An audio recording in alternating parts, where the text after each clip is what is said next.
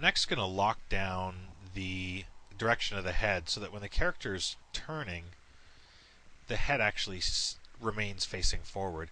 We can do that by adding a rotational constraint on the head bone.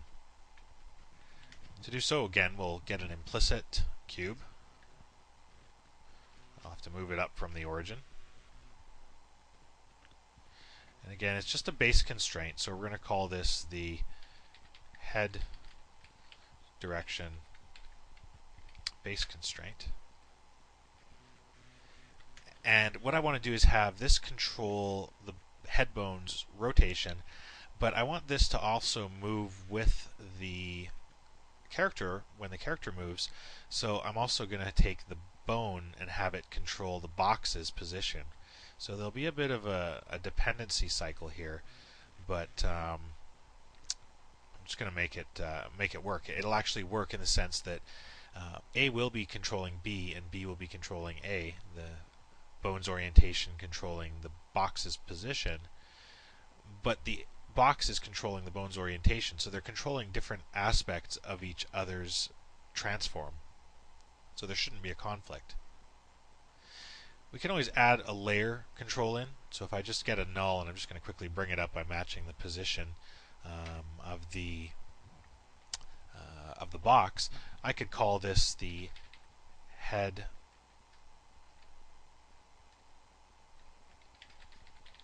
constraint parent null.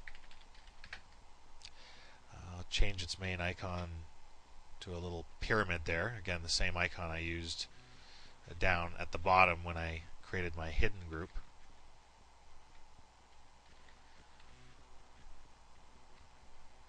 I'll size it down, match its position to the head bone, and just parent it, pick its parent as an offset. So I'm actually going to constrain my cube to this object instead. I'll likely still throw a cycle, but at least I'll be using a separate object. So I'll actually just match this object's position to the parent null, and I will match this box's rotation to the rotation of the head bone. I can make this box a little smaller, just for now. I'm going to be parenting a bigger control to it. And I'll take the head bone and I'll constrain the orientation of the head bone now to the box. And so their axes are nicely aligned. So we have the box controlling the head bone. However, if I move the character's torso, the box gets left behind. So it needs to follow in position. And I don't want to position constrain it to the head bone, but I am going to constrain it to this little pyramid that's parented to the head bone, because if that moves, the pyramid moves, and I should get a little bit, hopefully with a little bit of luck it should work. If not, I'll just keep it as that anyways. It's a separate object. So I'll now position constrain the box, which I've already matched up, to the position of the parent null object. And it's actually not really the parent null object, but it's the head constraint, the head direction constraint.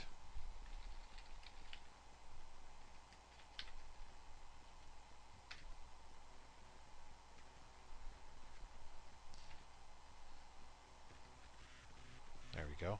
I'm going to add this to my hidden group, or to my unselectable group even. Add to group. So that should be templated there. Again, if I add it to the hidden group, I might just forget that it's there. A lot of things that I still use in my scene, I will put in an unselectable group, and I tend to kind of clean those groups up as I progress through the rig. So this works for now in the sense that I have the character, and I get a lot of free animation out of the position and rotation constraint working together. Once again, though, I've now compromised my rig, so I need to account for this new control. I can't move it, so setting a keyable parameter on the position attribute makes no sense. I'll remove that from the keyable parameters. Scaling it doesn't really do anything. It's at a 100% scale anyways, so that's fine. I can just leave it there, or removing it will just free up a little bit more space when I store my action. And I'll make sure that it's just dragged into my model for now.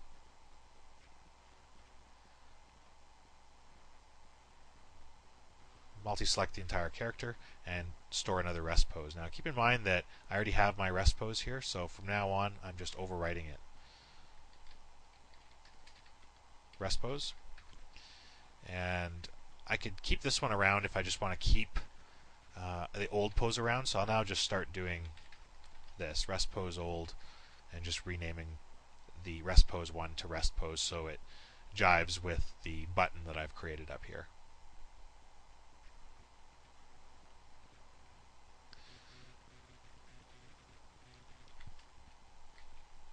Okay, so we have the head constraint on. We'll work on the eye constraints next, and we're almost done.